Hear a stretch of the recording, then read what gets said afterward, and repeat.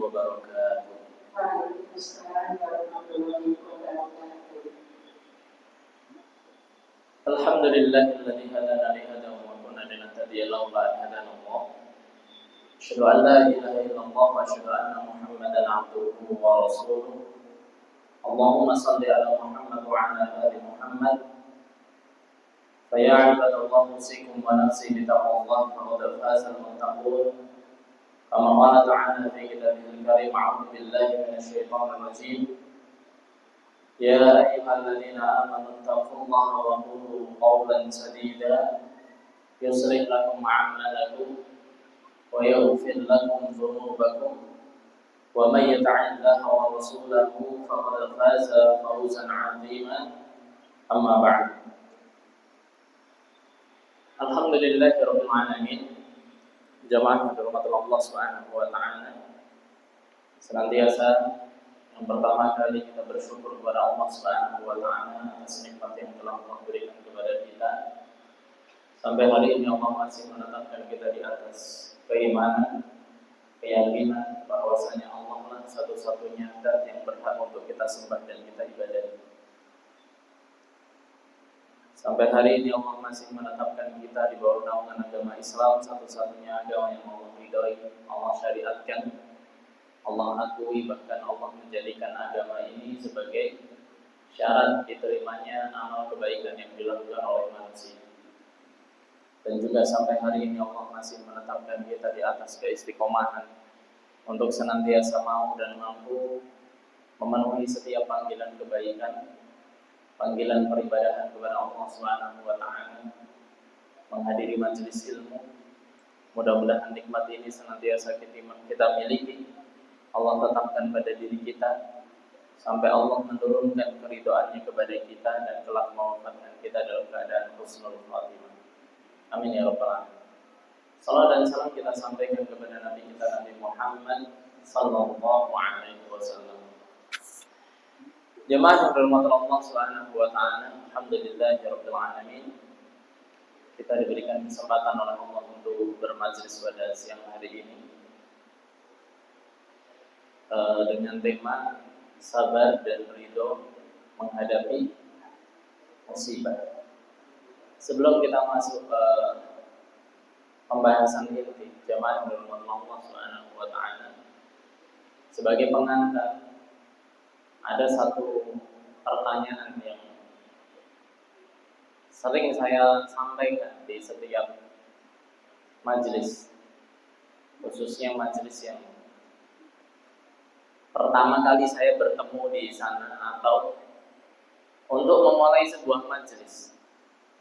Ada satu pertanyaan yang mendasar dari aktivitas kita berupa aktivitas ilmu. Saya yakin ibu-ibu sekalian, khususnya berjamaah secara umum, ngaji tidak hanya di sini, di banyak majelis kita menuntut ilmu. Bahkan saya yakin ngajinya lebih lama dari saya, karena usianya sudah lebih banyak. Aktivitas yang selama ini kita lakukan tidak hanya di satu tempat, bahkan di banyak tempat kita bermajelis menuntut ilmu. Ada satu pertanyaan mendasar. Niatnya apa? Yang dicari apa? Atau tujuannya apa? Bisa menjawab kan? Tujuannya apa? Iya, mencari ilmu. Mencari ilmu itu tujuannya apa? Apa Pak tujuannya? Mencari ridha Allah. Kalau konteksnya seorang istri, ridha Allah itu terletak pada ridhonya suami. Nggak usah ngaji. Suami ridha, insya Allah kita masuk surga. Kalau mendapatkan ridho dari Allah, aktivitas yang lain tidak hanya menuntut ilmu itu banyak. Kalau kaitannya dapat pahala, untuk dapat pahala tidak harus dengan cara belajar, tidak harus dengan cara ngaji. Amal yang lain juga bisa mendatangkan pahala. Bisa menjawab atau enggak? Eh, ini pentingnya kita memahami tujuan supaya satu, kita tidak bingung. Ibarat orang melakukan satu perjalanan, kalau tujuannya jelas, dia kan nggak bingung. Arah tujuannya mau kemana? Mau ke Masjid Ibadur Rahman. Dari manapun tempat kan kita nggak mungkin menyeleweng, mampir ke sana, mampir ke sini. Tujuannya hanya satu. Itu yang pertama. Yang kedua, kita punya alat ukur, indikator untuk mengevaluasi sudah seberapa jauh, sudah sejauh mana perjalanan kita sampai tujuan tadi. Separuh perjalanan, atau sepertiga, atau bentar lagi sudah mau finish, sudah mau nyampe. Kan harusnya begitu gitu. Nah, sama halnya dengan aktivitas kita. Satu, kita harus tahu tujuannya. Yang kedua, kita sudah sejauh mana dari tujuan tadi.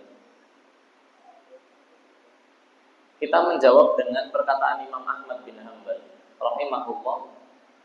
Beliau mengatakan al-ilmu la ya'duluhu syai'un liman sihhata niyyatahu. Ilmu itu adalah aktivitas yang keutamaannya tidak bisa ditandingi dengan amal-amal yang lain. Tapi dengan syarat liman sihhata niyyatahu. Niat dan tujuannya benar. Tadi pertanyaan kita. Wa kaifa tasihhun niyyah? Beliau kemudian ditanya, bagaimana niat yang benar dalam menuntut ilmu itu? Niat itu kan artinya maksud, tujuan ya. Bagaimana tujuan yang benar dalam menuntut ilmu? Beliau mengatakan apa? Yanwi raf'al jahli an nafsihi wa an ghairihi. Seseorang berniat, seseorang punya tujuan dalam menuntut ilmu itu apa? Menghilangkan kebodohan.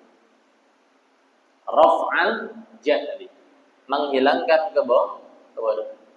An nafsihi, dari dirinya, dari diri kita sendiri. Wa an ghairihi, dan dari diri orang lain. Niatnya apa tadi? Menghilangkan kebodohan dari diri sendiri dan dari orang lain. Makanya aktivitas ilmu itu tidak akan bisa dan tidak boleh berhenti pada diri kita sendiri. Minimal kita habis ngaji, ibu-ibu pulang-pulang apa? Omelin anaknya. Tadi Pak Ustadz bilang begini. Omelin suaminya. Dalam arti bukan ngomel, tapi memang ini fitrah. Kita akan menularkan ilmu yang sudah kita ketahui, yang sudah kita pahami pada orang terdekat kita. Tapi kata kuncinya tadi, Bapak Ibu jamaah yang dirahmati Allah Subhanahu wa taala, kita ngaji ini tujuannya apa? Menghilangkan kebodohan. Secara ringkas, istilah menghilangkan kebodohan ini sama dengan apa? Biar apa? Biar pintar. Kan begitu ya? Tujuan utama dari pendidikan, apapun yang kita lakukan, termasuk bahkan untuk anak-anak kita itu, kita nyekolahin mereka biar apa sih? Biar pintar. Yang pertama sudah terjawab, Bapak Ibu sekalian. Tujuan kita menuntut ilmu itu adalah menghilangkan kebodohan, supaya nggak bodoh, supaya pintar. Pertanyaan kedua, sudah pintar apa belum? Oh, sepakat jawabannya. Sudah pintar apa belum? Jangan terlalu jelas atau jangan terlalu sepakat gitu. Kalau ternyata selama ini kita belum pintar, lah terus pas belajar ngapain aja tuh? Ngantuk tuh. Bengong kalau belajar. Artinya kan berarti ada kesalahan di sini. Atau yang kedua, kita belum menyepakati apa yang dimaksud dengan kata pintar tadi. Orang pintar tuh gimana sih? Kalau saya ngomong orang pintar, dalam benak kita apa yang terbersit dalam benak kita? Tangga saya tuh sakit dibawa ke orang pintar gitu. Apa tuh jadinya? Jadinya dukun. Kenapa? Hanya dukun saja yang punya gelar orang pintar. Bahkan sekelas profesor pun nggak ada yang nyebut dia orang pintar gitu. Ada penjelasan menarik yang disampaikan oleh Syekh Muhammad Qutb rahimahullah untuk apa namanya menjadi pemahaman kita bersama khususnya. Jangan sampai aktivitas kita selama ini sia-sia.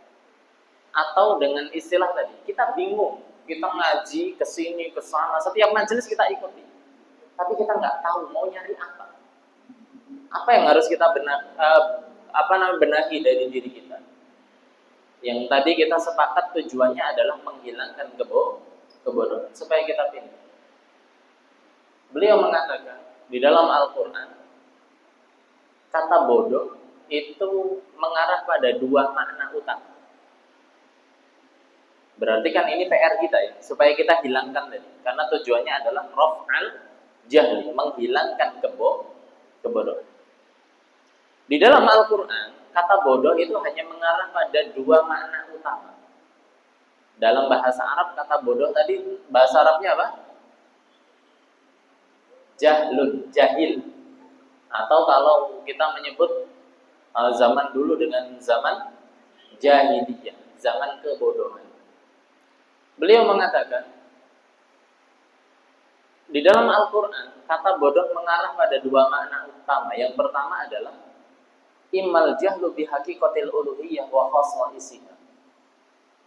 Seseorang yang tidak tahu menahu,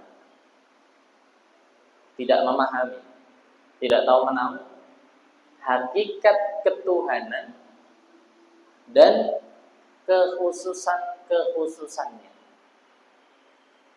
Seseorang yang tidak tahu menahu, tidak memahami hakikat ketuhanan dan kekhususannya. Dalam bahasa sederhana istilahnya, orang bodoh adalah orang yang nggak kenal sama Allah. Artinya, tujuan kita menuntut ilmu itu adalah supaya kita semakin mengenal Allah Subhanahu wa Ta'ala. Bisa dipahami sampai sini?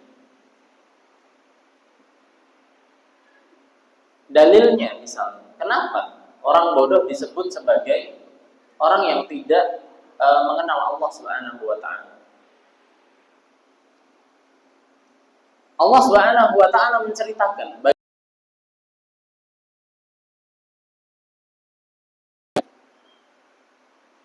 setelah melewati satu lautan, wajawazna bi bani Israil al-bahra fa'atau ala qaumin ya'kufuna ala asnamin lahum qalu ya Musa ja'al lana ilahan kama lahum 'alihah qala innakum qaumun tajhalun. Surat Al-A'raf surat nomor 7 ayat 138. Ini nanti mudah-mudahan ada kaitannya dengan bagaimana kita memahami konsep musibah. Karena seringkali kita memahami makna dalam Al-Quran itu sesuai dengan persepsi pandangan manusia, sudut pandang pemahaman manusia. Sedangkan Al-Quran ini bahasanya Allah Subhanahu wa Ta'ala. Yang mau tidak mau, kita harus memahami segala sesuatunya sesuai dengan apa yang dikehendaki, diinginkan oleh Allah Subhanahu wa Ta'ala. Surat Al-A'raf ayat 138. Wajawazna bi bani Israil al-bahra fa'atau 'ala qaumin ya'kufuna 'ala asnamin lahum.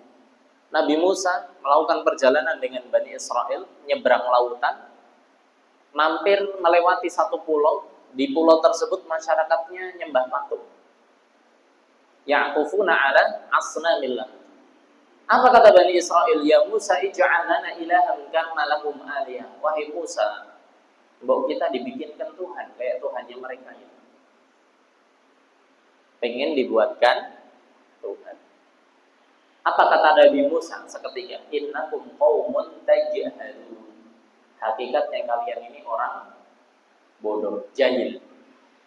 Kenapa bodoh? Karena mereka nggak kenal sama Allah, Bapak Ibu sekalian. Kenal sama Allah itu indikatornya paling tidak 3. 1, sesuai dengan apa yang kita sebutkan tadi, mengetahui hakikat ketuhanan, memahami hakikat Allah Subhanahu wa taala itu siapa. Yang kedua, mengetahui kekhususan yang dimiliki oleh Allah. Kalau khusus Allah berarti yang lain gak akan memiliki, gak akan punya. Yang ketiga, mengetahui tata cara beribadah kepada Allah Subhanahu wa taala. Contoh yang pertama, Bapak Ibu sekalian, mengetahui hakikat ketuhanan, hakikat Allah Subhanahu wa taala. Siapa Allah itu? Di surat Al-An'am, Allah Subhanahu wa taala 102 103 itu nanti secara berurutan disifati Allah Subhanahu wa taala adalah khaliqu kulli syai'in, pencipta segala sesuatu. Berarti Allah itu yang menciptakan, bukan yang diciptakan. Kalau patung membuat apa dibuat? Dibuat. Bagaimana mungkin Allah yang Maha Pencipta? Bani Israel mengatakan bahwa kita dibikinkan Tuhan. Loh, Tuhan itu tugasnya menciptakan sesuatu atau dilahirkan atau dibentuk, maka sudah dipastikan ini bukan Tuhan. La tudrikuhul absar. Allah itu tidak bisa dilihat oleh mata. Ada sesuatu yang bisa dilihat oleh mata kita, maka dipastikan itu bukan Allah. Yang kedua, mengetahui kekhususan yang dimiliki oleh Allah. Apa kekhususan yang dimiliki oleh Allah? Kekhususan uluhiyah dan rububiyah. Kekhususan uluhiyah dan rububiyah. Kekhususan uluhiyah itu apa? Bahwasanya Allah lah satu-satunya zat yang boleh disembah dan diibadahi. Kalau nyembahnya Allah ya sudah sama Allah, toh jangan sama yang lain. Sebagaimana Bani Israel, dia sudah menyembah Allah sesuai dengan apa yang disampaikan, diajarkan oleh Nabi Musa, tapi di saat yang sama dia pengen nyembah Tuhan yang lain. Itu kekhususan uluhiyah. Kekhususan rububiyahnya apa? Segala sesuatu yang berkaitan dengan kepengaturan alam semesta itu mutlak hanya milik Allah Subhanahu wa taala. Ayat ini turun, Bapak Ibu sekalian. Salah satu kisah menyebutkan setelah Nabi SAW pulang dari satu peperangan, ada kaum muslimin yang masih lemah imannya, menyaksikan kebiasaan orang kafir Quraisy. Kalau mereka pulang perang, pedang, tombak, panah, alat-alat perang mereka letakkan di sekitar berhala atau di pohon-pohon yang mereka keramatkan atau tempat-tempat yang mereka keramatkan. Setelah diletakkan di situ, mereka akan berkeliling tawaf, ngalap berkah istilahnya, dalam rangka supaya besok diberikan kemenangan, keselamatan. Kaum muslimin yang masih lemah imannya merasa, kok kita nggak kayak mereka ya? Ada pegangan gitu, ada yang dijaga nih gitu kata orang Jawa. Bisa dipahami ya konteksnya. Nah, langsung Allah menegur mereka dengan firman ini. Sama peristiwa yang dialami oleh Bani Israel. Seolah-olah mereka nggak puas kalau hanya minta kepada Allah. Mereka butuh Tuhan yang lain untuk senantiasa bisa dijadikan mereka sebagai sandaran ketika ingin mendapatkan satu manfaat atau ingin dihindarkan dari satu madharat bahaya. Padahal yang mampu memberikan manfaat dan madharat hanya Allah Subhanahu wa taala yang menciptakan, menghidupkan, mematikan, memberi rezeki, memberi jodoh keturunan, memberikan pekerjaan pada seseorang, memberi penyakit, menyembuhkan penyakit, sampai menetapkan satu musibah, bencana, dan menyelamatkan satu kaum dari musibah bencana, itu mutlak yang mampu hanya Allah Subhanahu wa taala. Sebagaimana kenapa hari ini nggak hujan gitu. Padahal biasanya siang tuh hujan ya. Kenapa pas sekarang ini kok nggak hujan gitu? Ada yang mengundang pawang hujan jangan-jangan. Kan nggak ada kan? Karena memang yang menetapkan hujan bagi bumi adalah Allah Subhanahu wa taala. Makanya sangat pantas. Kenapa? Orang yang datang ke dukun disebut orang pinter, karena yang datang ke dukun biasanya orang yang ngomong jenengan. Karena logika seorang yang berakal, orang sakit dibawanya kemana?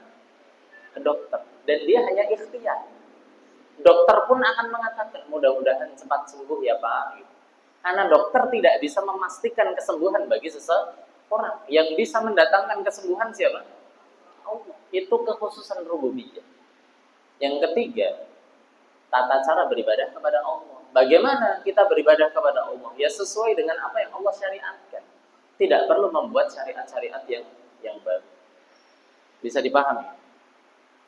Maka kesimpulannya, Bapak Ibu sekalian, orang pintar adalah orang yang semakin kenal dengan Allah Subhanahu wa taala dengan indikator 3 tadi. Salah satu yang menjadi kata kunci ketika seseorang sudah disebut pintar, dia akan jauh dari kesyirikan. Dan itu PR kita. Orang bodoh adalah orang yang tidak kenal dengan Allah, dan salah satu cirinya adalah dia mudah terjerumus dengan kesyirikan. Maka ini PR kita, dimanapun kita ngaji, dengan siapapun, sampai kapanpun, apapun yang kita pelajari, tujuannya satu, supaya mengenalkan kita dengan Allah Subhanahu wa taala agar jauh dari penyimpangan dalam ibadah, salah satunya kesyirikan. Yang kedua, wa imma suluq ghairul mundabit bitawabit rabbaniyah. Pola perilaku yang tidak sesuai dengan aturan Allah Subhanahu wa taala. Aturan Allah ada 2, Al-Quran dan As-Sunnah. Ini makna yang kedua, makna kebodohan. Pola perilaku yang tidak sesuai dengan aturan Allah. Dalilnya apa? Ini dalilnya banyak. Disebutkan di dalam Al-Quran itu banyak sekali kata jahil atau jahiliyah. Contoh, surat Al-Hujurat ayat 6. Surat Al-Hujurat ayat 6. Allah mengatakan begini. Ya ayyuhalladzina amanu in ja'akum fasikum binaba'in fatabayyanu. Wahai orang-orang beriman, kalau datang orang fasik membawa berita, maka perintahnya apa? Fatabayyan. Tabayyun. Antusibu qauman bijahalah. Kenapa? Kalau enggak tabayyun, akan satu musibah pada satu kaum disebabkan jahalah. Jahalah artinya apa? Kebodohan. Al-Quran menetapkan aturannya tabayyun. Kalau ada orang nggak tabayyun disebut sebagai orang bodoh karena tidak mengikuti aturan Al-Quran. Ibarat kalau pintu ini ada stikernya dorong, sudah jelas-jelas tulisannya dorong, malah ditarik. Yang bodoh sih kitanya kan, sudah ada tulisannya, atau pintu tulisannya geser, malah didorong, rusak jadi. Karena sudah ada aturan yang jelas, tapi kita nggak mau ngikutin aturan tersebut. Surat Al-Ahzab ayat 33. Al-Ahzab ayat 33. Wala tabarrujna tabarrujal jahiliyatil ula. Janganlah kalian berdandan bersolek sebagaimana bersolek berdandannya orang-orang jahiliyah pada masa dahulu. Dandan boleh tak? Boleh. Yang nggak boleh apa? Tidak menutup aurat. Ada batasannya di sini. Jadi seseorang manusia melakukan aktivitas muamalah kemanusiaan, interaksi sosialnya terhadap sesama manusia boleh saja. Yang tidak boleh adalah ketika seseorang melanggar batasan, melanggar aturan. Dan yang kedua ini lebih dekat pada apa? Karakter, perilaku seseorang. Sehingga orang yang bodoh adalah orang yang pola perilakunya tidak sesuai dengan Al-Quran. Indikatornya apa? Dia mudah terjatuh pada kemaksiatan dan kekufuran. Terjatuh pada kemaksiatan dan kezaliman. Kemaksiatan itu kekufuran maksudnya. Kemaksiatan dan kezaliman. Kapan seseorang dikatakan pintar? Semakin berilmu, akhlaknya semakin baik, semakin sesuai dengan Al-Quran dan As-Sunnah. Semakin jauh dari yang namanya kemaksiatan, semakin jauh dari yang namanya kezaliman. Zalim terhadap sesama itu perilaku jahiliyah. Hukum riba di hutang kan nggak mengenal apa namanya hak dan kewajiban. Siapa yang berkuasa, dia yang menang. Siapa yang punya tenaga banyak, dia boleh makan saudaranya yang tenaganya tidak banyak, yang lemah. Yang berkuasa mendolimi yang lemah. Itu perilaku hutang. Kalau manusia yang beradab, ada aturannya. Bagaimana seseorang berperilaku. Maka Bapak Ibu jemaah yang dirahmati Allah Subhanahu wa taala, bisa dipahami sampai di sini. Ini PR kita. Dimanapun kita ngaji, dengan siapapun kita belajar, apapun ilmu yang kita pelajari, apapun ilmunya, sampai kapanpun aktivitas ini, tujuannya satu, supaya kita jadi orang pintar dan supaya nggak bodoh. Dan kapan seseorang disebut bodoh? Ketika mereka gampang terjerumus pada kesyirikan, penyimpangan dalam ibadah, karena mereka nggak kenal siapa Allah.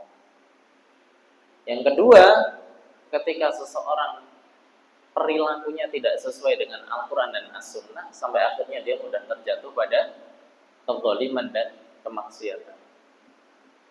Kapan seseorang disebut pintar? Semakin kenal sama Allah, semakin jauh dari kesyirikan, semakin akhlaknya baik, semakin jauh dari kezaliman terhadap sesama dan kemaksiatan kepada Allah Subhanahu wa taala. Sehingga tidak akan ada kata lagi seperti ini. Percuma ngaji sekian tahun, tapi kok masih percaya sama klenik-klenik, sama mitos kejatuhan cicak sial ini misalnya gitu. Ada yang kayak gitu. Ada burung nemplok di tetangga gitu, besok siapa yang mati ya gitu. Sejak kapan hidup mati seseorang ditentukan sama burung? Sejak kapan keselamatan dan kecelakaan seseorang ditentukan sama cicak? Itu bukan kita yang sial. Cicaknya aja lagi sial gitu, kepleset jatuh. Sejak kapan masa depan seseorang ditentukan sama tanggal lahir? Ini botone begini. Ada nggak yang percaya gitu? Kalau masyarakat modern, masyarakat yang memiliki ilmu pengetahuan, dia akan menyandarkan segala sesuatu sesuai dengan akal sehatnya. Dan segala sesuatu kebaikan dan keburukan kita berikan hanya kepada Allah Subhanahu wa taala. Yang kedua, percuma ngaji tapi akhlaknya nggak berubah sama sekali. Percuma kita ngaji tapi akhlaknya nggak berubah sama sekali. Akhirnya apa? Terjadi permusuhan antara majelis pengajian. Terjadi enggak? Terjadi permusuhan antara bapak dengan anak, anak dengan menantu, anak dengan saudara. Hanya karena beda pemahaman saja. Tapi akhlaknya, Bapak Ibu sekalian, nggak berubah sama sekali. Tidak sedikit orang yang memiliki label, gelar akademik yang bagus, tapi nggak bisa membedain mana tempat sampah, mana bukan tempat sampah. Membuang sampah itu kan pada tempatnya. Kita ngajarin anak kecil, nah nanti kalau buang sampah di sini, supaya sesuai kan. Kalau punya gelar akademik yang bagus tapi nggak bisa buang sampah pada tempatnya, apa bedanya orang ini dengan anak kecil yang belum berilmu tadi? Sampai akhirnya berbuat zalim, termasuk jahil. Makanya disebutkan di surat Fatir itu ya, Allah Subhanahu wa taala mensifati innama yakhsyallaha min ibadihil ulama. Sesungguhnya orang yang paling takut kepada Allah itu hanya ulama. Ulama di sini bukan artinya ustadz, guru, bukan. Ulama itu artinya adalah orang berilmu. Semakin takut kepada Allah Subhanahu wa taala. Mudah-mudahan ini bisa menjadi pemahaman kita dan menjadi timbangan bagi kita akhirnya bisa mengukur. Pertanyaan yang kedua tadi, sudah pintar apa belum kira-kira? Kalau masih percaya dengan hal-hal yang mistis tadi, ya mohon maaf. Belum pintar, belum kenal sama Allah. Kalau akhlak kita pun masih belum sesuai dengan Al-Quran dan As-Sunnah, ya mohon maaf. Itu sebagaimana apa yang dilakukan oleh orang-orang jahiliyah. Itu sebagai pengantar pada kajian kita, dan ini sering saya ingatkan di setiap majelis yang saya temui.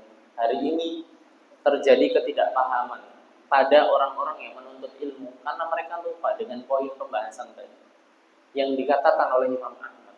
Ilmu itu aktivitas yang luar biasa yang keutamanya tidak bisa ditandingi dengan amal-amal yang lain, tapi syaratnya niatnya harus benar. Niat ngaji itu apa? Ya, supaya kita nggak bodoh, menghilangkan kebodohan pada diri kita. Indikatornya dua tadi. Kalau dua itu masih ada dalam diri kita, berarti PR-nya masih banyak. Kita masuk pada pembahasan sabar dan ridho menghadapi musibah. Di sini ada mungkin perlu kita luruskan pemahamannya dulu, Bapak Ibu sekalian. Setiap musibah itu nggak harus disabari. Nggak setiap musibah itu jalan keluarnya adalah sabar. Tidak semua musibah jalan keluarnya atau solusinya adalah dengan bersabar, dengan ridho. Karena musibah ini itu perlu kita petakan. Ini musibah berupa ujian untuk meninggikan derajat seorang beriman dari level tertentu menuju level yang lebih tinggi. Musibah, ujian. Dalilnya banyak kalau ini. Misalnya surat Al-Baqarah ayat 55. وَلَنَبْلُوَنَّكُمْ بِشَيْءٍ مِنَ الْخَوْفِ وَالْجُوعِ وَنَقْصٍ مِنَ الْأَمْوَالِ وَالْأَنْفُسِ وَالثَّمَرَاتِ وَبَشِّرِ الصَّابِرِينَ. Nah, baru suruh sabar. Setiap kita akan diuji. Surat Al-Baqarah ayat 55. Surat Al-Ankabut ayat 2. Ayat 155. Surat Al-Ankabut ayat 2. Ahasiban nasi ayat seraku ayyaqulu amanna wa hum la yuftanun. Apakah kalian mengira kalian akan dibiarkan oleh Allah begitu saja setelah kalian mengatakan kami beriman dan kalian tidak diuji sama sekali? Walaqad fatanna alladziina min qablikum. Sungguh Allah menguji orang-orang sebelum kalian, para nabi, para rasul dan umat-umat terdahulu. Hatta sampai Allah mengetahui, na'lama kami mengetahui siapa di antara siapa di antara kalian yang bersungguh-sungguh dan orang-orang yang bersabar. Nah, ini yang pertama. Kalau musibahnya berupa ujian, nah ini kita sabari. Tapi ada musibah yang berupa apa? Teguran. Tahu teguran ya? Teguran itu bukan hukuman, beda. Teguran sama hukuman berbeda. Kalau ditegur itu biasanya anak itu belum jauh-jauh sudah ditegur duluan biar segera ingat. Kalau teguran itu surat Ar-Rum.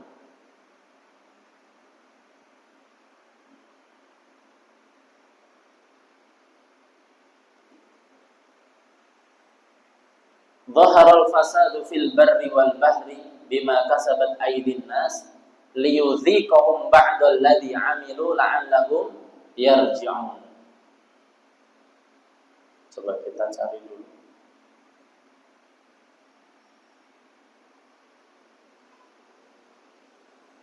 Surat Ar-Rum ayat yang ke-41.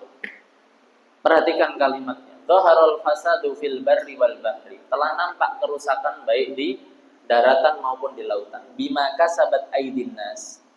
Dengan sebab tangan-tangan manusia. Liyudhiqahum. Allah ingin mencicipkan kepada mereka ba'dal ladzi 'amilu. akibat sebagian dari apa yang mereka amalkan, apa yang mereka lakukan. Tujuannya apa? La'allahum yarji'un, supaya mereka kembali. Ini kan berarti teguran. Ini berarti teguran. Ada orang dikasih musibah, cuma disabari saja, tapi nggak pernah taubat. Akhirnya musibah begitu banyak sudah Allah berikan pada mereka, tapi tidak mendatangkan peringatan sama sekali.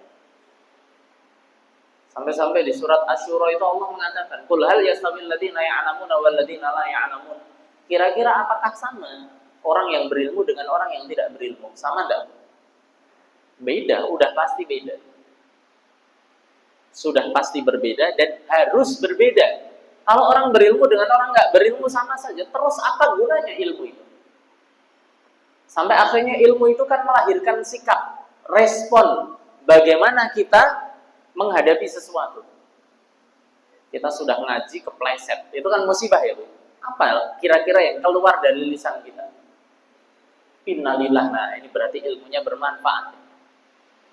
Kalau yang keluar ucapan yang lain, terus apa bedanya? Orang berilmu dengan orang yang berilmu merespon sesuatu yang dia alami. Sampai akhirnya Allah mengatakan, innama yatadzakkaru ulul albab. Sesungguhnya orang-orang yang mampu mengambil pelajaran itu hanyalah orang-orang yang mau berpikir. Ibarat hari ini terjatuh pada satu musibah, kecelakaan misalnya, karena ngebut, nah, berarti besok kan tinggal hati-hati. Kalau diterusin ngebut-ngebutnya, berarti orang ini nggak bisa ngambil pelajaran. Sampai di sini, musibah bukan untuk disabari, tapi musibah ini supaya kita eling, kita sadar. Apa kesalahan yang sudah kita lakukan sampai Allah negur kita?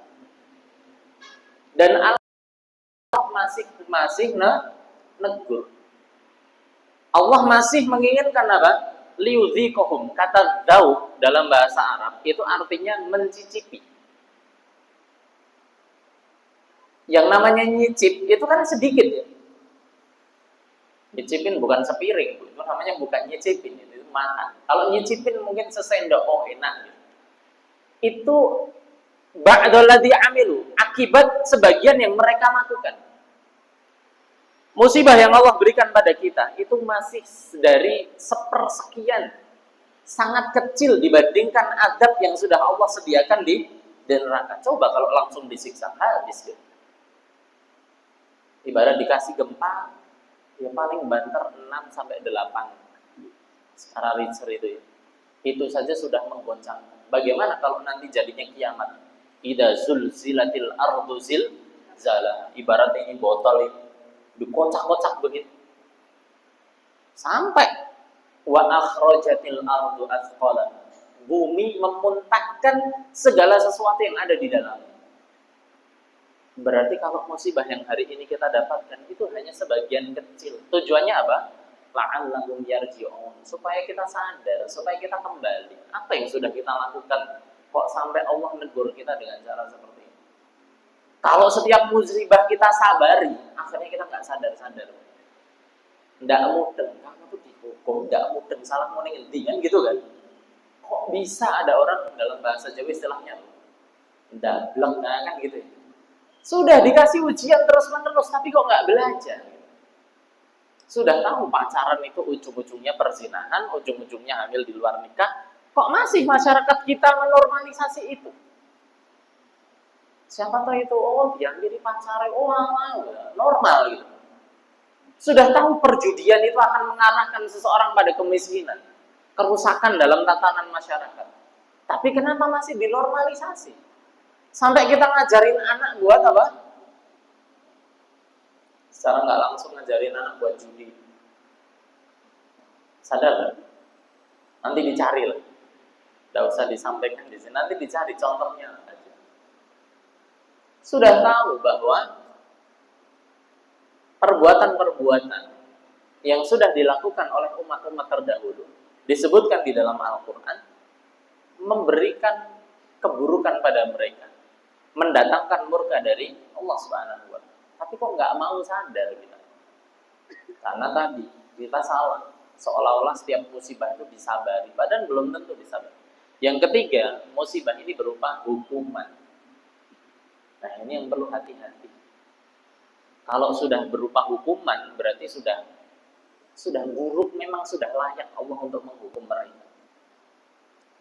Hukuman ini konteksnya, nanti tinggal kita cari ayat-ayat yang mengisahkan umat-umat terdahulu. Yang mereka itu kemudian dibinasakan oleh Allah. Itu kan mereka tidak diberi kesempatan tobat sama sekali. Karena apa? Sudah diberikan peringatan, sudah diberikan seorang utusan kepada mereka, para nabi diutus kepada mereka, tapi mereka ngeyel terus. Akhirnya Allah binasakan sampai mati. Itu namanya adab. Beda dengan teguran. Kalau teguran itu kita masih sempat untuk tobat. Tapi kalau sudah adab, ini sudah dan buruk-buruknya orang itu ya seperti itu. Karena ini yang sudah Allah ceritakan sebagai keburukan yang dialami umat-umat terdahulu. Bagaimana kaum Sodom itu dibalik buminya. Mereka dihujani batu sampai seolah-olah mereka itu tidak pernah ada di dunia. Ketika bumi dibalik, kan peradabannya kan habis. Seolah-olah mereka tidak pernah ada di dunia. Tapi setelah digali, diteliti, ternyata bukti-buktinya muncul. Bagaimana Allah menurunkan banjir bandang. Sampai gunung saja tenggelam. Itu karena sudah mentok, sudah levelnya Allah memberikan musibah. Dan kita harus hati-hati dalam hal ini, Bapak Ibu sekalian. Kita lihat di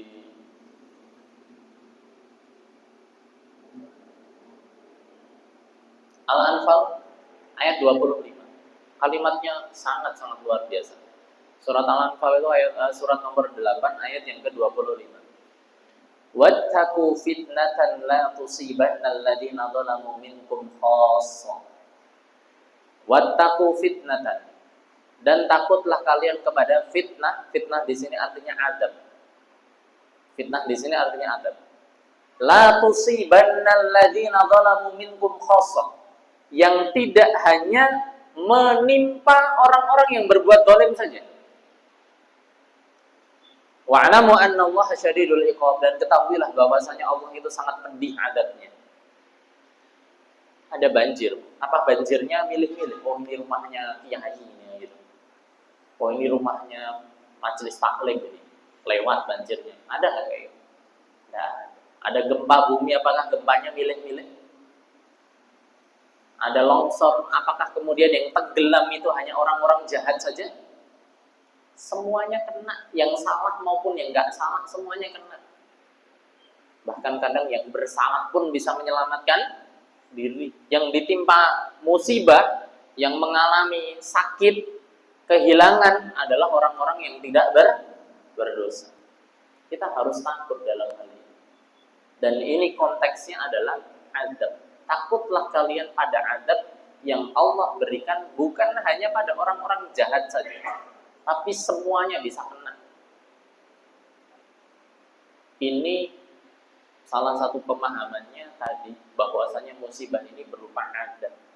Kalau adab, ya kita harus mengambil pelajaran dari hal tersebut, bukan disabari, bukan disabari, tapi diambil pelajaran. Yang kedua, pentingnya berdakwah.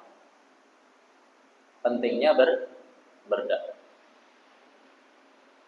Ada salah satu hadis yang disebutkan oleh Nabi SAW tentang keutamaan amar ma'ruf nahi munkar. Nabi menceritakan begini.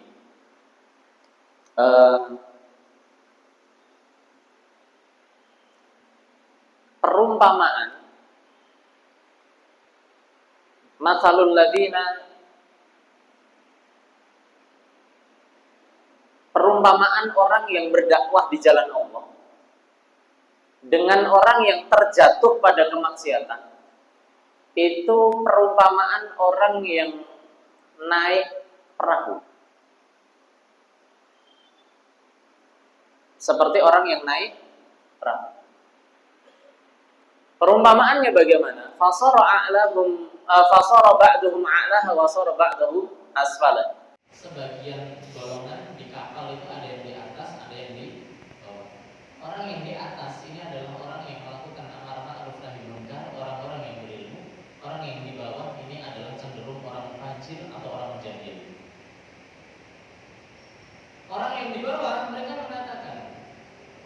Idza staqaw minal ma'i marru 'ala man fawqahum. Kita kalau mengambil air, kita harus melewati orang yang di atas. Ngeganggu nih, repot nih. Kenapa nggak kita lubangin aja di kapalnya? Nanti ditutup lagi. Masuk ya pemahamannya. Apa yang dilakukan oleh orang yang di atas? Kalau mereka diam saja, tidak menegur orang yang ada di bawah, halaku jami'an. Mereka akan binasa dan binasa semua. Tenggelam semua. Meskipun yang salah golongan yang di bawah, tapi yang di atas diam saja.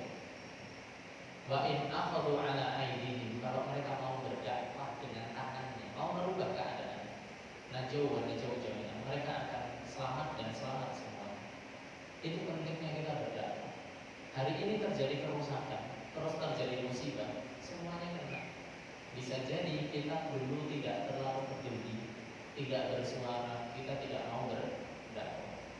Dan memang tugas mereka untuk berbuat kerusakan. Dalilnya sangat jelas di surat Al-Baqarah di awal-awal itu. Orang kalau munafik cirinya, ini ciri orang munafik, kata Allah loh, bukan kata saya. Apa itu? Wa idza qila lahum la tufsidu fil ardi. Kalau kalian negur mereka, jangan berbuat kerusakan. Hutannya diganti ini, biar begini. Mereka akan mengatakan begini. Kalau inna nahnu muslihun, kami ini sedang berbuat baik. Ini nanti kan untuk ekonomi, ini untuk ini. Ada saja alasan. Apa kata Allah? Innahum humul mufsiduna walakin la yashkurun. Hakikatnya mereka sedang berbuat kerusakan, tapi mereka lagi nggak sadar, mereka nggak mudeng, nggak merasakan. Terjadi nggak kerusakan hari ini? Terjadi. Itu ciri orang munafik. Dan wajib Bapak Ibu jamaah yang dirahmati Allah Subhanahu wa taala, kita berdakwah atas dalil ini, memperingatkan mereka. Karena kalau nanti jatuhnya siksa, yang disiksa bukan hanya orang jahat, orang nggak bersalah pun kena dampak. Nah, terus yang kedua, bagaimana dengan musibah yang harus kita sabari dan kita ridhoi. Kita masuk sedikit, sabar itu maknanya apa?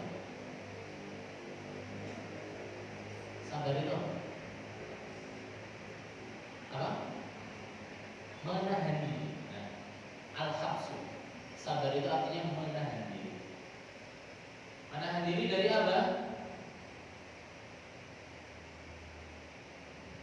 Segala sesuatu yang dicela oleh syariat, itu sabar.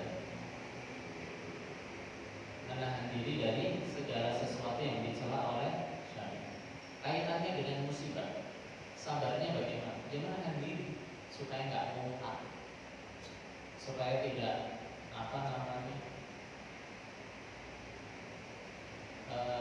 meratap, supaya tidak kemudian kufur, mencela takdir, mencela Allah Subhanahu wa taala.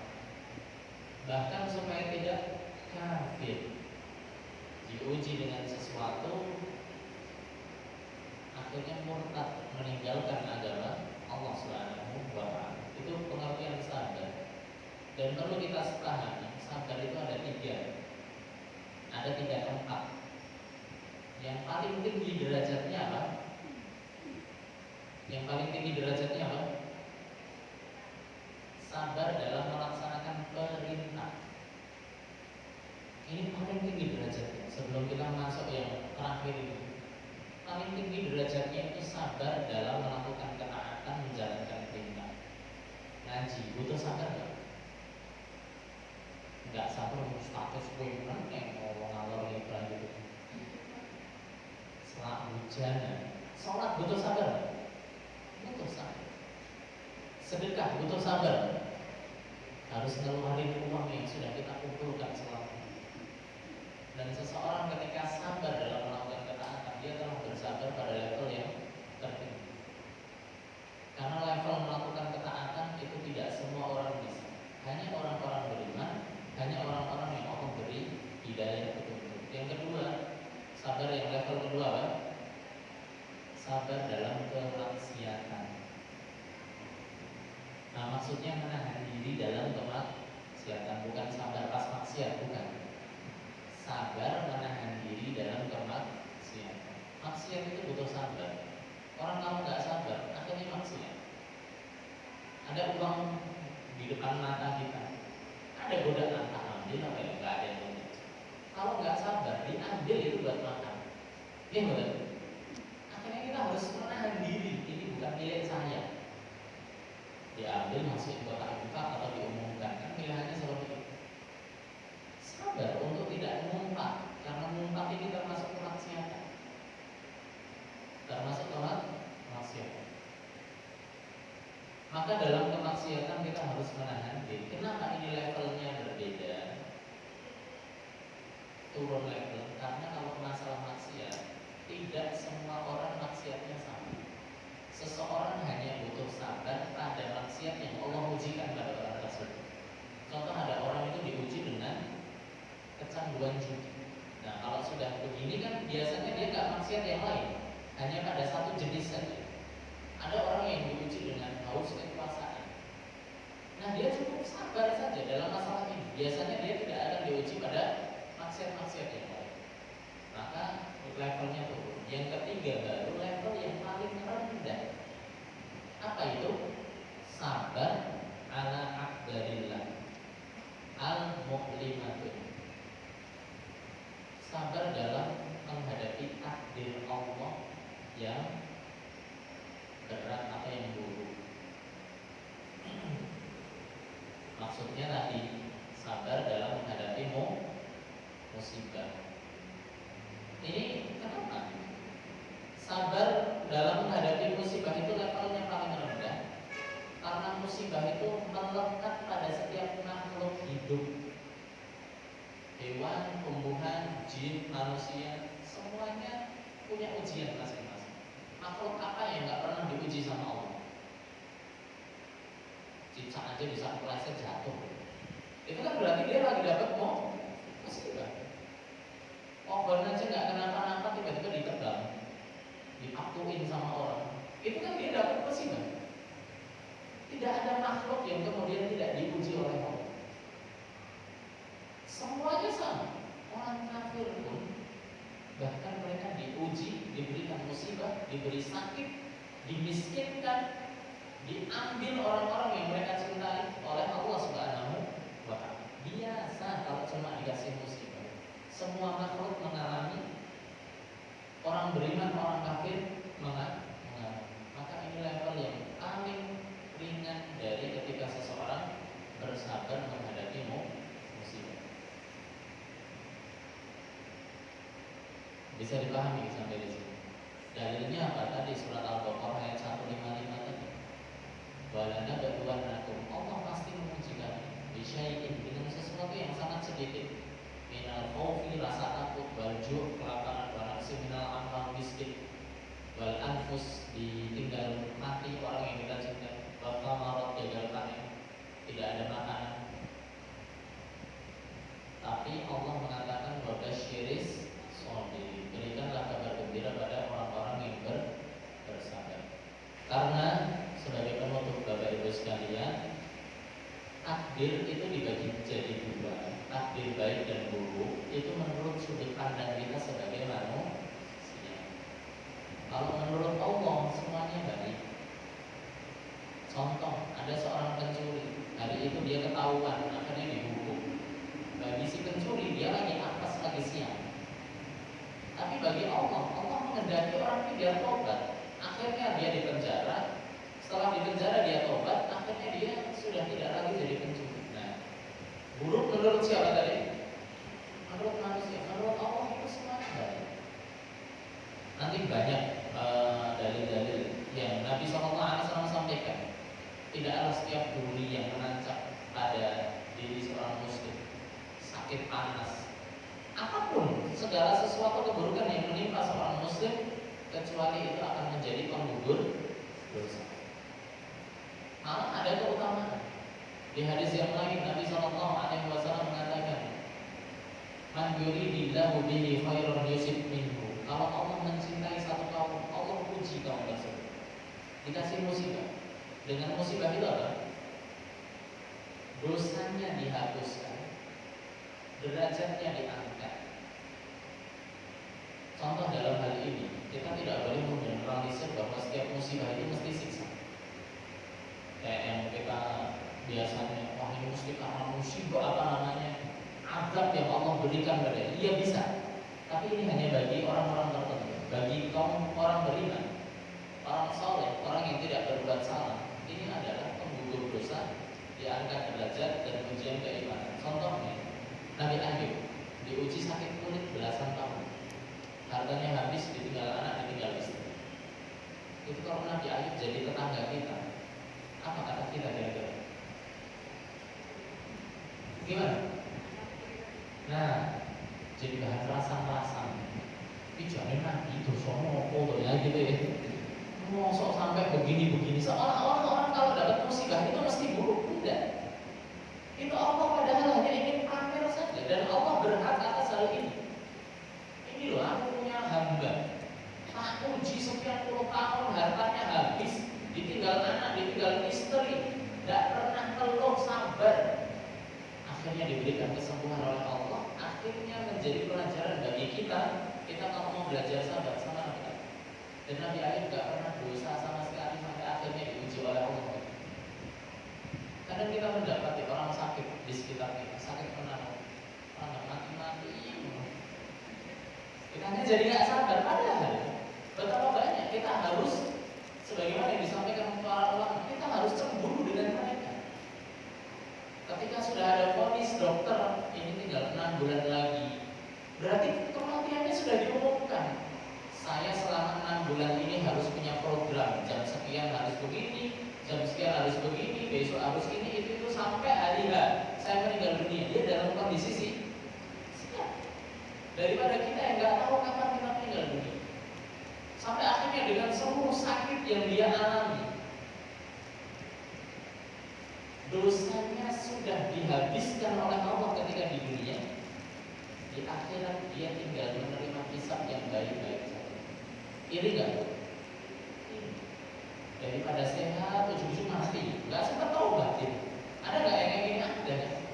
Lagi nyepeda, nabrak habis mati, belum sempat ngapa-ngapa, lagi lari-lari mati.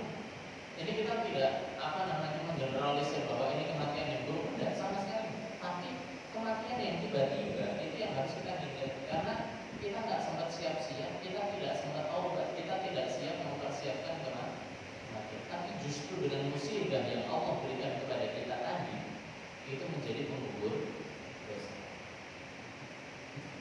Sampai akhirnya ketika pemahaman ini sudah ada pada diri kita, melahirkan sikap yang namanya apa? Ridho. Ridho itu artinya apa? Menerima.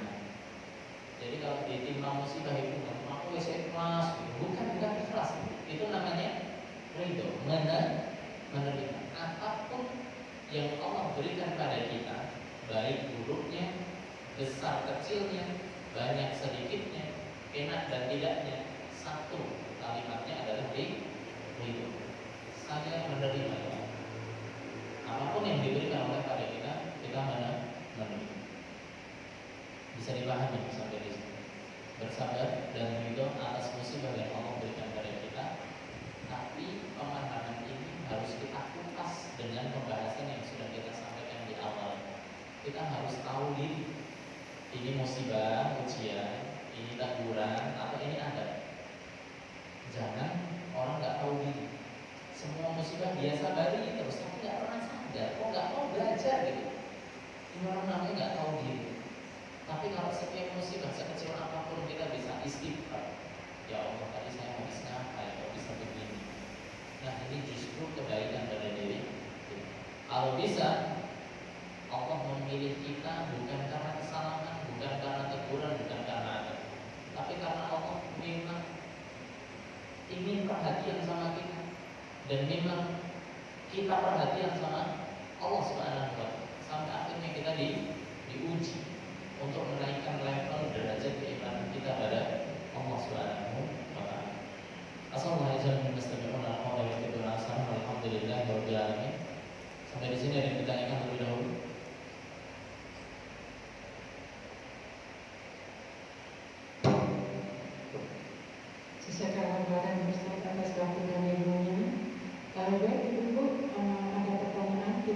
sudah menjawab untuk satu atau dua orang?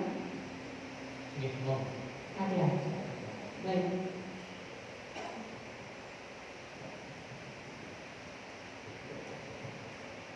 Assalamualaikum warahmatullahi wabarakatuh.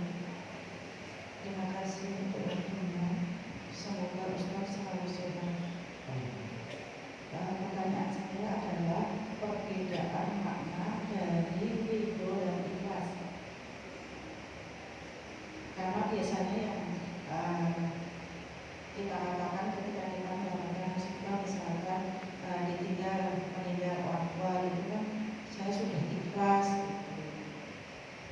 Terima kasih. Wassalamualaikum warahmatullahi wabarakatuh. Waalaikumsalam. Mungkin sekalian dulu sampai dengan pertanyaan yang kedua. Ada? Dan nanti yang bertanya? Oh, betul.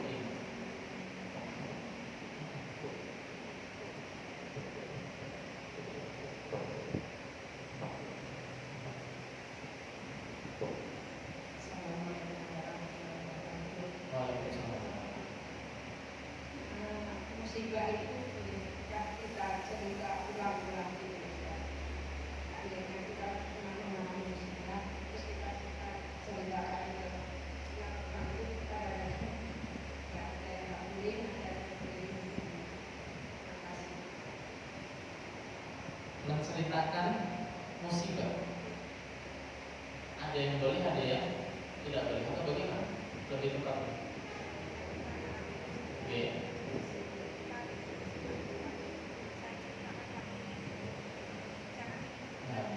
Boleh atau enggak gitu. Baik, bismillahirrahmanirrahim. Yang pertama, apa bedanya ikhlas dan ridho? Yang kedua, boleh enggak kita menceritakan musibah yang kita alami? Apa bedanya ikhlas dan ridho? Ikhlas dalam bahasa Arab itu artinya murni, khalis, murni. Artinya apa, murni. Ikhlas itu ada niat. Maksudnya murni itu kan artinya tidak tercampur. Kan begitu ya? Dalilnya surat Al-Baqarah ayat 5.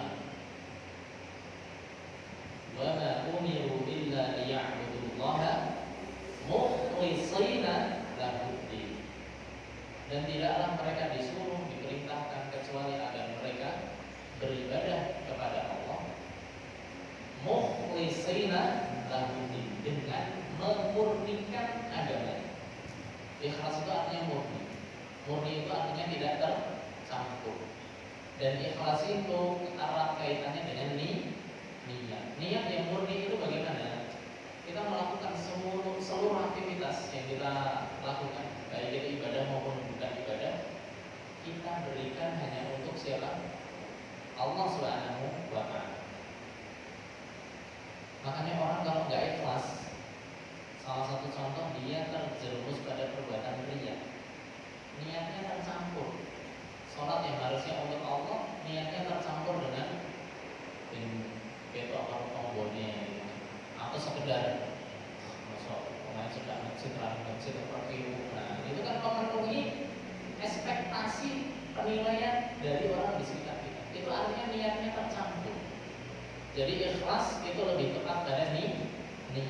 Dan setiap ibadah harus kita pastikan bahwa kita hanya berharap balasan dari Allah Subhanahu wa ta'ala.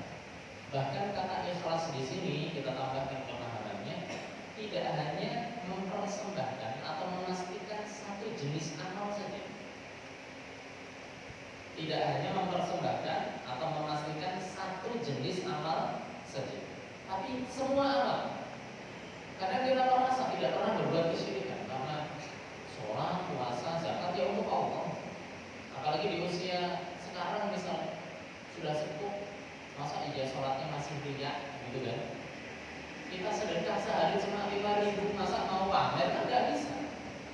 Maksudnya kita mulai malam hari nggak ada orang tahu, kan sudah cukup untuk diri kita. Karena di fase ini kita memahami bahwa ibadah itu kebutuhan kita. Tapi ini hanya satu jenis ibadah saja. Ibadah lain jangan sampai diberikan kepada Allah, karena itu juga akan mencampuri ibadah-ibadah kita tadi. Contoh, kita di surat Al-Fatihah itu kan berikrar, iyyaka na'budu wa iyyaka nasta'in. Hanya kepada Engkau kami beribadah, menyembah, dan hanya kepada Engkau kami minta tolong. Kata isti'anah, minta tolong, disejajarkan dengan kata ibadah.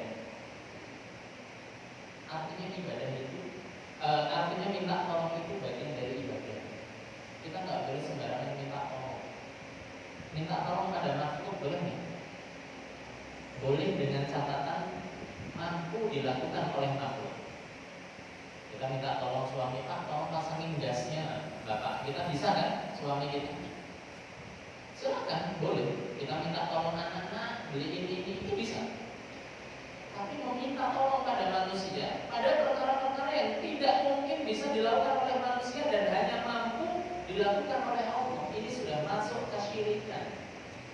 Mbak, saya mau hajatan, Mbak, tolong dibikin biar nggak hujan.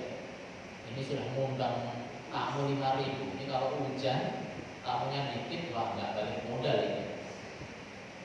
Yang datangin hujan siapa?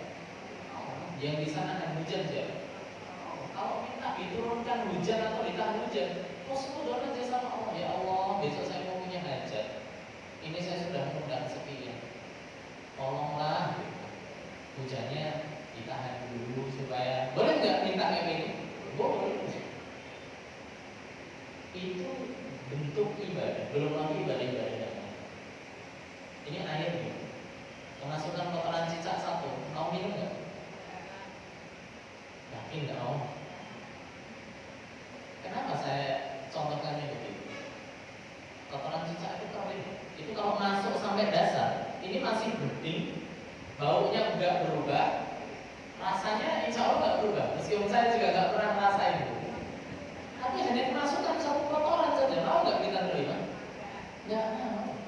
Begitu juga Allah Subhanahu Wa Taala tidak akan mau menerima setiap amal yang tercampur dengan kesyirikan. Makanya syirik itu bahayanya adalah membatalkan, menghapus, merusak semua amal yang dilakukan oleh hamba. Karena akan masuk pada bejana yang sama, istilahnya setitik nila rusak susu sebelah.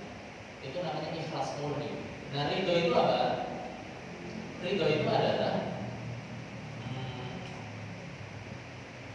bi an yakuna al-insan munsyarihan sadruhu bihadhil musibah. Ketika seseorang lapang dada menerima musibah. Jadi ridho itu singkatnya adalah menerima. Menerima dengan lapang dada. Ketika ada seorang perempuan nangis jadi-jadinya, Rasulullah mengatakan, "Hendaknya kamu sabar. Perempuan ini, ya Rasulullah, Anda itu tidak tahu musibah apa yang saya alami. Kalau cucu ngomong sabar aja." Kemudian Rasulullah menasihati perempuan tadi. Kemudian perempuan tadi ngomong, "Ya sudah, kalau itu saya sabar." Maka Rasulullah mengatakan, "Inna as-sabru inda sadmatil ula." Sabar itu pada pukulan yang pertama kita dapat musibah langsung pada saat itu sabar, itu namanya ridho. Jadi bukan belakangan. Sudah seminggu nangis, sudah macam-macam kalau sana kemari, ya sudahlah, saya ridho. Itu fasenya masih terlalu jauh. Bisa dipahami perbedaan. Jadi kalau dalam konteks musibah itu namanya ridho, menerima. Kata musibah di sini sebenarnya bukan masalah ujian saja. Musibah itu artinya sesuatu yang menimpa kita. Itu bentuknya bisa dua, kebaikan atau keburukan. Dikasih kaya, dikasih miskin, dikasih sehat, dikasih sakit. Itu kita menerima. Karena ada orang yang udah dikasih kaya, dikasih sehat masih gak terima. Akhirnya apa? Dia gak qanaah. Ketika dia gak qanaah, akhirnya masih nyari-nyari barang yang Allah. Karena masih merasa kurang. Nah, yang kedua, boleh nggak kita menceritakan musibah yang pernah menimpa kita? Boleh-boleh saja, tapi dengan tujuan menjadi pelajaran bagi orang lain, bukan pamer dengan amal. Wah, aku bisa ini nyatanya aku ya isoman gitu. Itu kan jadi apa namanya, penampakan kita. Tapi kita sampaikan pada orang lain dengan tujuan adanya ibroh, pelajaran. Sebagaimana Allah Subhanahu wa taala menceritakan musibah-musibah yang dialami umat-umat terdahulu itu dengan tujuan apa? Kita ngambil pelajaran. Bisa dipahami. Jadi boleh-boleh saja. Tapi dengan batasan tadi, jangan sampai ada kesalahan niat dalam diri kita. Mungkin kita cukupkan ya. Asallahu yasina mustami'una qawla wa tabi'una hasanah walhamdulillahirabbil alamin. Mudah-mudahan yang sedikit ini mengiringi dari Allah Subhanahu wa taala pada kita, dituntun pada pemahaman yang benar, diberikan petunjuk berupa kebaikan dan kebaikan, diberikan petunjuk pengetahuan tentang kebenaran-kebenaran, dengan tujuan Allah memberikan taufik pada diri kita, kemauan dan kemampuan agar kita mau mengikuti, mengamalkan kebaikan dan kebenaran tersebut. Kita juga berharap kepada Allah agar Allah memberikan segala pengetahuan, ilmu tentang keburukan-keburukan. Dengan harapan Allah pun juga membekali taufik pada diri kita agar kita mau dan mampu menjauhi dan meninggalkan keburukan tersebut. Kita dibimbing pada ilmu yang benar sampai akhirnya kita bisa beramal, mengikhlaskan seluruh amal tersebut hanya untuk Allah Subhanahu wa taala, bersikap, berperilaku sesuai dengan apa yang diberikan petunjuk dari Nabi sallallahu alaihi wasallam. Dan mudah-mudahan Allah menganugerahkan kita hati yang sabar, mampu menerima segala musibah yang Allah berikan pada diri kita. Dan mudah-mudahan Allah juga memberikan petunjuk pada kita untuk bisa membedakan mana sesuatu yang bersifat musibah, mana yang bersifat teguran supaya kita sadar, mana yang bersifat adab supaya kita mau bertobat kepada Allah Subhanahu wa taala.